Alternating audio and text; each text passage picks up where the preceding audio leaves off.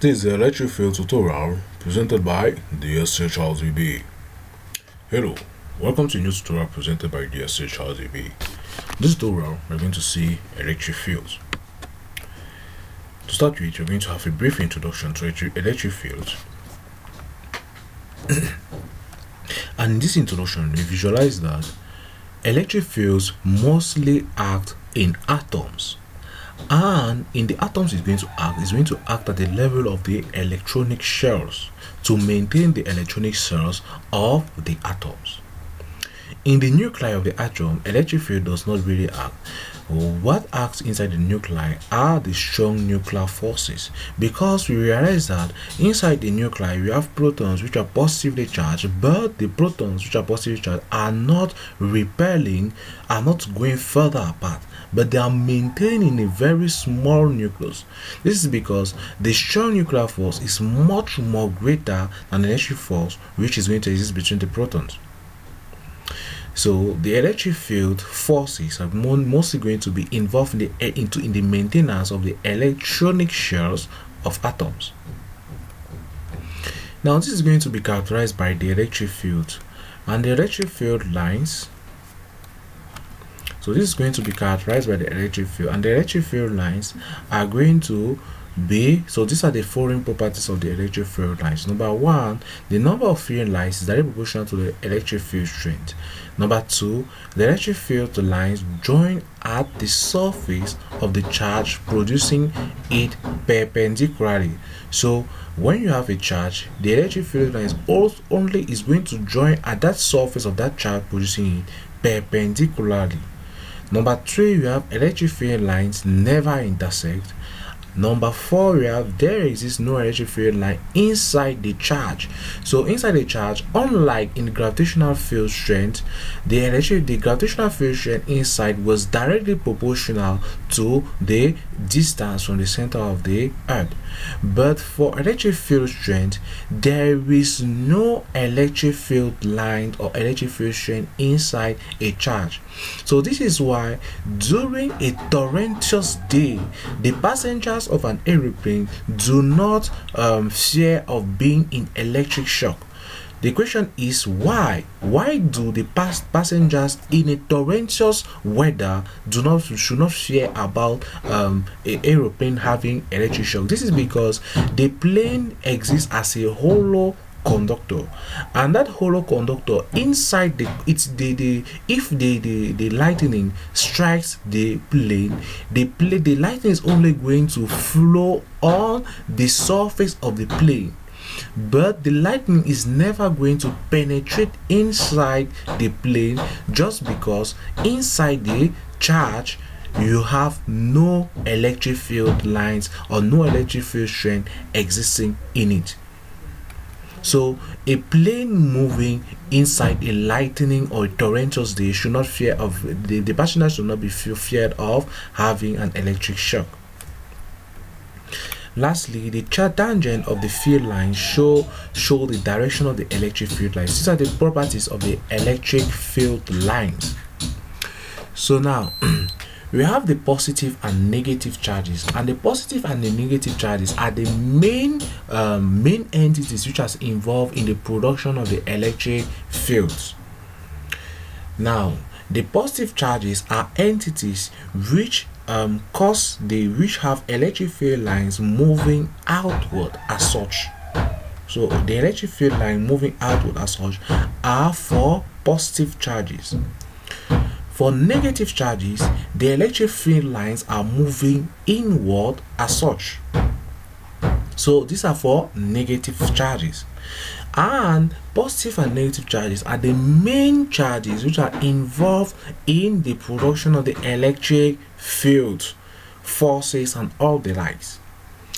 Now lastly, the point I wish again to put on this section is that positive charges, in case of electric field, we have positive and negative charges, and these positive and negative charges have different interaction with each others. But in case of gravitational field, we only have masses, and masses, the force that's going to interact on masses are only going to be attractive.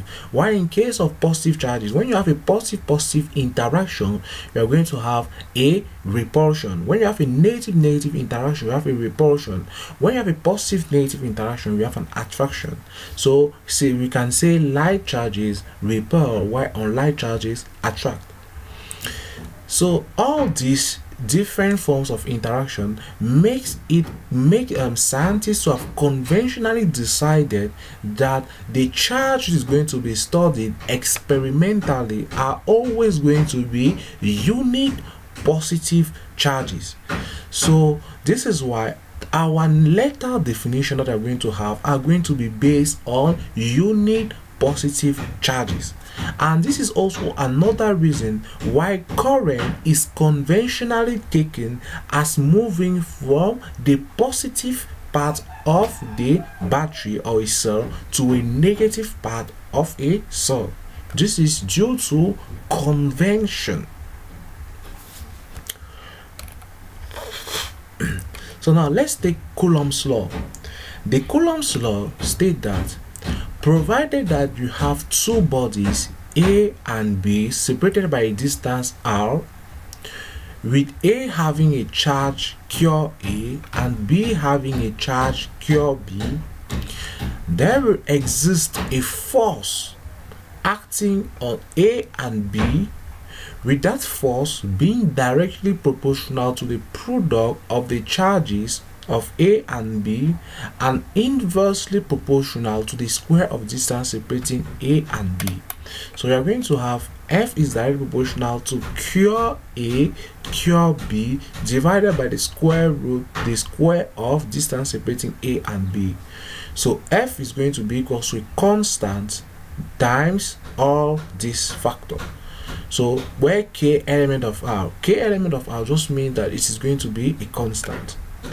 And upon experimental analysis, K has been found to be 1/4 pi epsilon 0, where epsilon 0 is the permittivity of free space.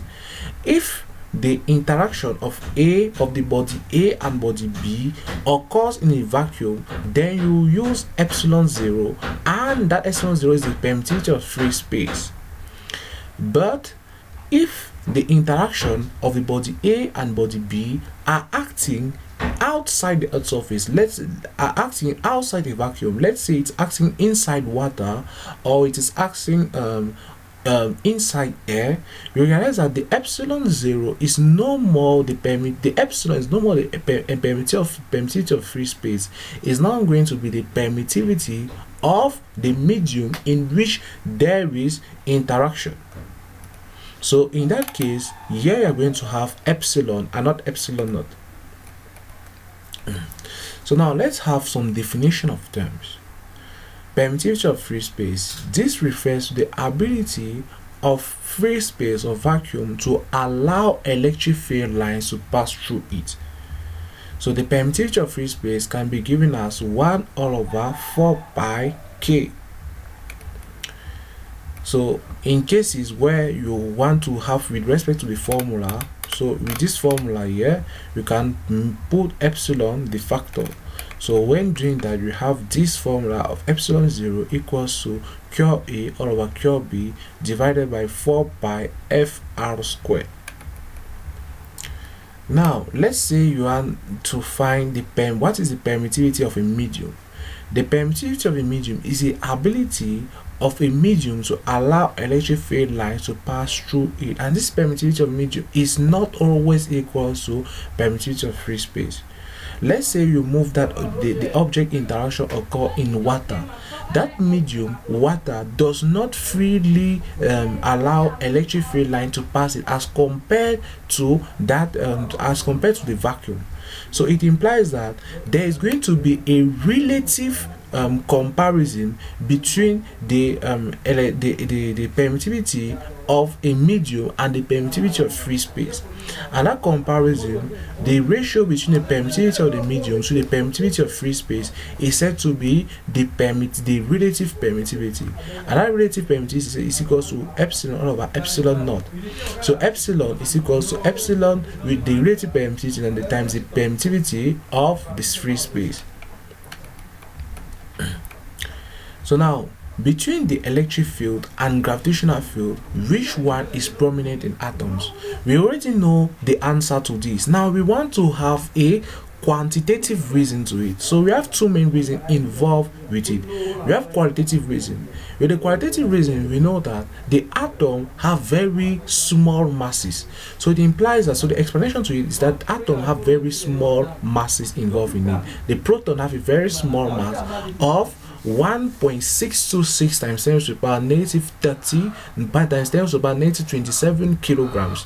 The electron have a very small mass of 9.1 times 10 to the power negative 31. So you see that these masses are very small for it to have a gravitational force interaction on it.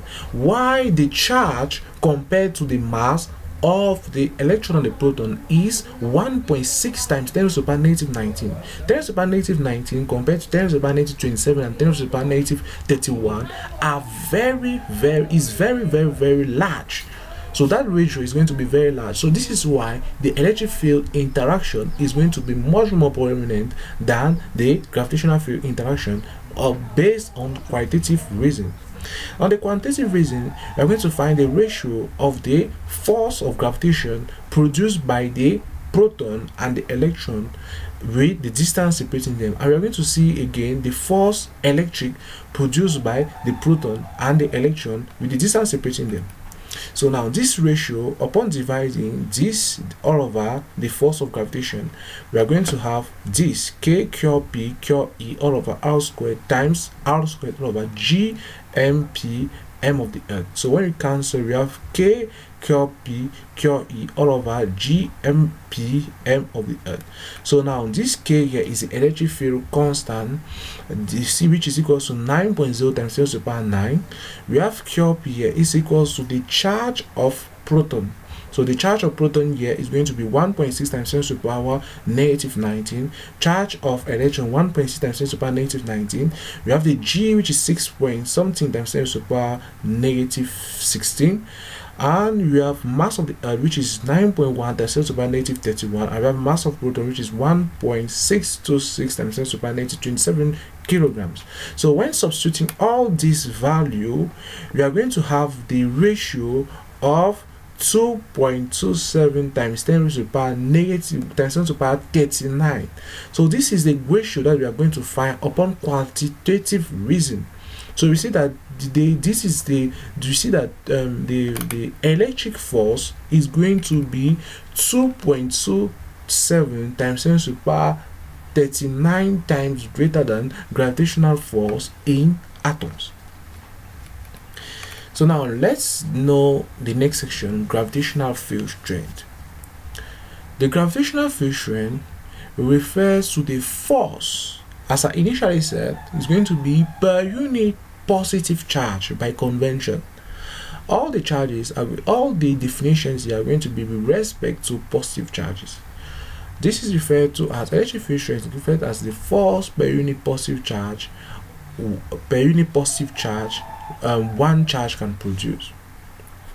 So this is the electric field strength here, F per unit charge. So that charge is positive.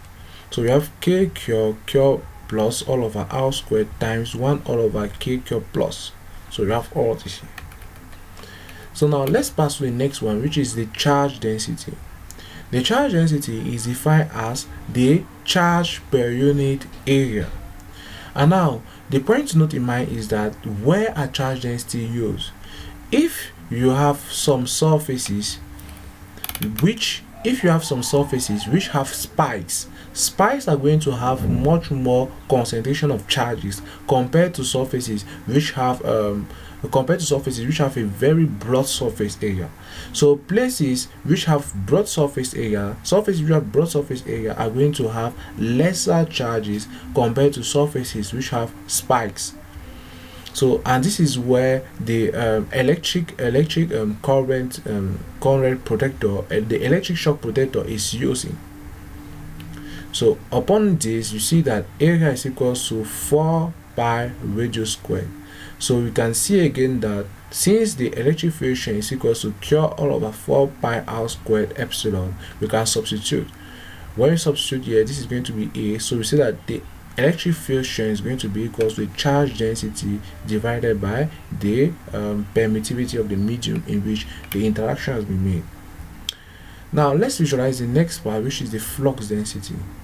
The flux density, or the flux linkage, or the flux or the electric flux is defined as, is referred to as the number of the electric field lines which passes through a unit surface area of material perpendicularly.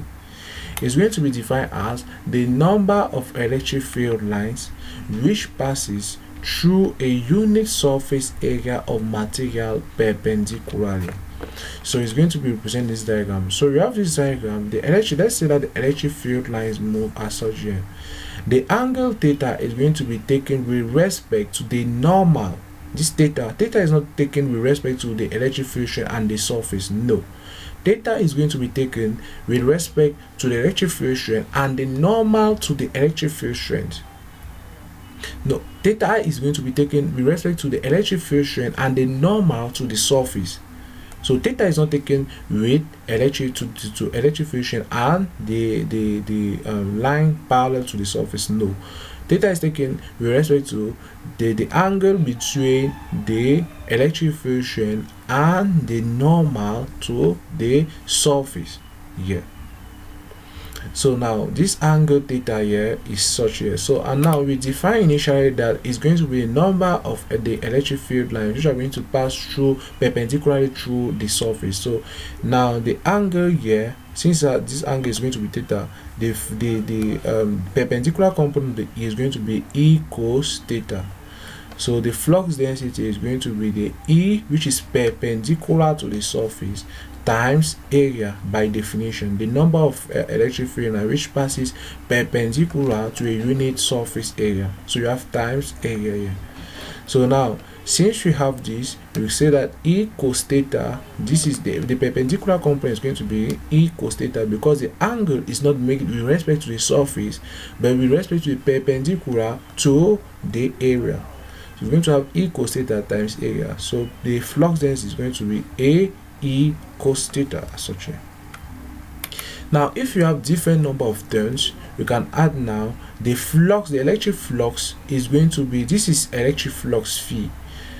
Now if there are different number of terms of area, then the electric flux is going to be called the electric flux linkage, and I'm going to have electric flux linkage equals to N A E cos theta.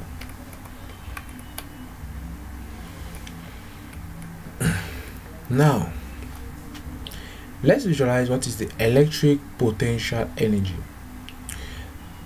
In order to visualize the formula for electric potential energy, we need to cram the definition of electric potential energy. Electric potential energy is defined as the energy or the work done required to remove a unit positive charge particle from infinity and place it in a point in electric field. So this electric potential energy is going to move from from 0 to a point electric field strength, electric potential energy. So this is going to, you are going to remove from a point in infinity and place it to gravitational to R. So I'm moving from infinity and placing a point in the electric field.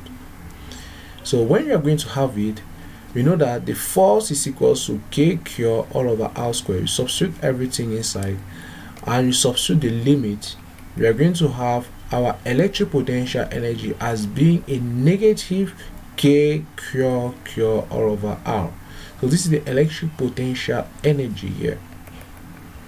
Now the electric potential is defined as the energy per unit positive charge in order to remove a unit positive, in order to remove a unipositive charge from a point in in electric field and place it to infinity. So EP is going to be removing an object from a point in electric field and place it to infinity of force per unit positive charge. But the force now here is going to be equal to K cure all over R squared E. So the EP is equal to the integral from R to infinity of K cure all over R squared. Now we know that this is going to, you are going to have per unit positive charge. You are going to divide here by cure. So this and this are going to cancel. And when you are going to find all this and substitute the limit, you're going to have electric potential as being a positive, because the substitution limit is going to give you a positive K cure all over R. You need to know that K cure all over infinity is going to be 0 here. We are going to have negative of negative. This is going to give positive.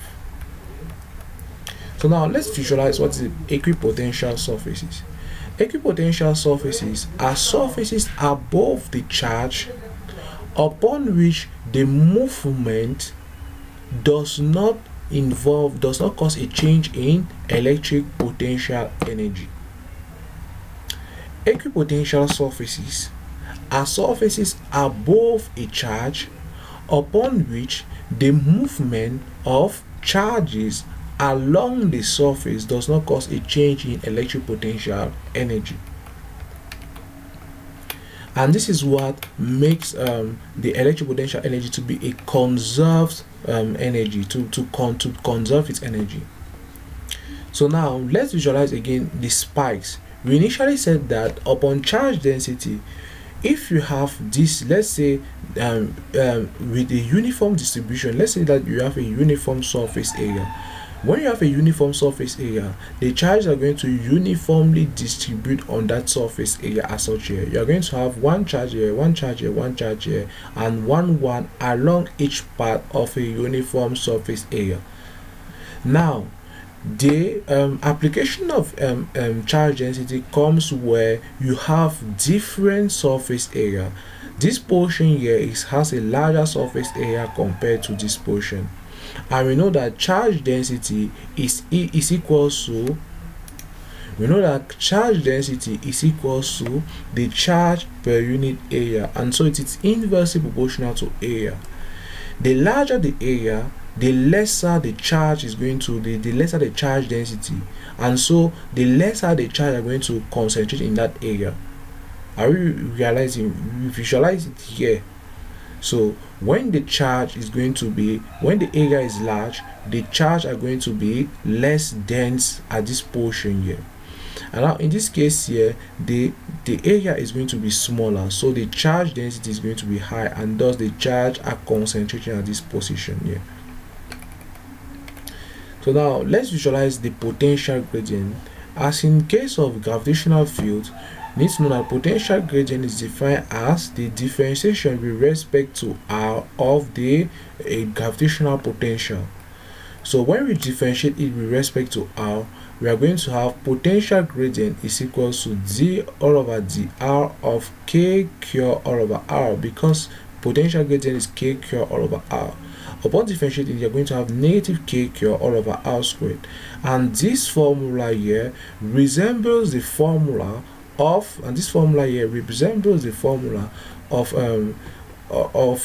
the gravitational, of the electric potential of the electric field strength we initially had. So we see that this is negative. This form part here is going to be electric field strength. So electric field strength can be said to be equal to the negative potential gradient. So now let's visualize the study. Let's study the motion of electron through a charged capacitor plate. Provided that an electron is moving linearly before it enters a charged capacitor plate. So this portion is going to move linearly. Now, as it's going to enter the charged capacitor plate, you see that we know that electric field lines are going to move first from positive to negative, because they always move outward from positive charges and move inward to negative charges. So electric field strength is going to be in this direction here. So as the electron are going to flow with the velocity u all through here, so it's going to enter and it's going to be attracted towards the positive charges. So an electric force is going to act on the electron at this portion here. So as that electric force act here, is going to be attracted towards the positive charges, and that force attracted. Now a parabola motion is going to be executed in this capacitor plate because the charge was initially moving first in a linear direction, and now as it enters the capacitor plate, you also have a vertical motion. So there are going to be two motions which are going to be involved in these cases. We are going to have a linear motion and we're going to have a vertical motion. The vertical motion is going to be due to the force or the electric force, and the linear motion was due to the uniform velocity, the constant velocity that the charge the electron had. So it's going to move in a parabola direction, and then as it's going to come out from the capacitor plate, it's going to move again in a linear direction, having both components of the velocity of the upper direction here and the velocity of having both components of velocity in the y direction and the velocity in the x direction. So now let's visualize the equation of the path. So we see that as the particle is going to enter now in the charge plate, it's going to have two paths. We're going to have a horizontal path and we're going to have the vertical path. So now the horizontal path will be equals to x equals to ux, which is the horizontal velocity. The horizontal velocity is the initial velocity of the electron. So it's going to be ux times t, but the ux is equals to u. So you have t, which is the time. So this path here, x is equals to u times t. So the time will be equals to x all over u. So now let's visualize the vertical path. We know that in the vertical path, we are going to have an electric force which is going to act on the electron here. And that electric force is going to be the resultant force. So we can now say that the resultant force is solely due to the electric force, but by Newton's first law, we know that the resultant force, by Newton's second law, we know that the resultant force is going to be equals to mass times acceleration. So by Newton's law of motion is going to be equal to mass times acceleration. So we are going to say that, and the electric force is going to be k q all over r squared. So now when you are going to have it, you are going to equate it. Upon equating, you are going to have now, and this Fe here is also because you know that this k q all over r squared correspond to the electric field strength. So the force electric is equal to the q electric field strength. Now electric field strength is also given as dVr all over dr. So this formula, we already know that electric field strength is negative potential gradient, and this is a formula of potential gradient here. So we can now say that electric field strength is equal to V all over d. So it implies that now when you substitute now with the force and the electric force and the resultant force, we're going to have this mass times acceleration is equals to q v all over d. So the acceleration is going to be equals to q v all over md. Now this mass here is going to be the mass of the electron because we are involved with the motion of electron. So it's going to be acceleration equals to q v all over mass of electron times d. So now let's visualize now the equation of path in the y direction. So this, you know that since there is acceleration inside the vertical motion, we can use the equation of uniformly accelerated motion. And the equation of uniformly accelerated motion says that y is going to be equal to uyt plus half at squared. Now we know that there was no initial velocity in the vertical direction. All the velocity were only in the horizontal direction. So since there was no initial velocity since there was no initial velocity in the vertical direction, this uy is equals to 0, and the acceleration has been found to be qv all over med. So you can substitute here now. We are going to have the equation of the path y is equal to half into curve v all over med all t squared. So this is a formula for equation of the path. But now we know that t was found initially here to be equal to x all over u. So if we substitute x all over u there, we are going to have the equation of the path to be equal to y equals to half into curve v all over medu squared. D here is the distance separating the plate, V here is the voltage across the plate, Q here is the charge of the electron. This Q here is the charge of the electron, and here we have ME, the mass of electron, and U here is the initial velocity of the electron. So U squared into X squared here. So all this formula here, since all these are constant, the formula can be converted to be y equals to kx squared. So now let's visualize the equation of the line move after the capacitor plate. So if you want to know the equation now of this line, so what should we do to know the equation of this line? Now the line is characterized as having equation of y is equals to mx plus c. So we can visualize it here in the following path. So in order to visualize the equation of line, we know that the equation of line is going to be characterized by y is equal to mx plus c, and this m here is going to be the gradient of the line. But the gradient of this line is going to be the tangent at this last position of the parabola. So let's come back here and visualize. So the tangent at the last position of the parabola is going to be dy all over dx. At that last position is at x is equal to l, because here the last position of the parabola, we know that x, this is the x component here, this is the x component, and this is the y component. The last position is going to be when x is going to be equal to l. This is the last position here. So we are going to have the dy all over dx at position of x equals to l. So when we differentiate it, you're going to have 2kx at position x equals to l. So now k here is going to be equals to that constant we initially had, to be equals to half q v to med. So this was the value of k we initially had. So we have the value of k. So now we have m is equals to 2kl. So this is the value of the gradient. Now we can now substitute this value of the gradient now in the formula here. So we can say now that 2kl is equals to y minus yd all over x minus l. So one of the points, you need to know that one of the points on the line will be at l, one of the points of the line. So this point here will be equals to x equals to l, and the y equals to yd. So we can now use this point in order for us to calculate the equation of the line. So we are going to have now y minus yd divided by x minus l. So it's equals to 2kl, which is the gradient.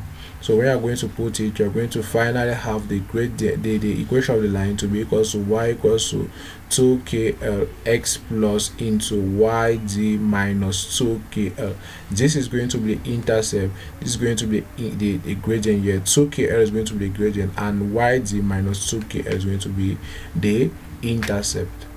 So from here we have all seen, or we have visualized the whole chapter of electric fields. So we say thanks for your kind attention. Please don't forget to like and subscribe for Science Dreammakers. Thank you.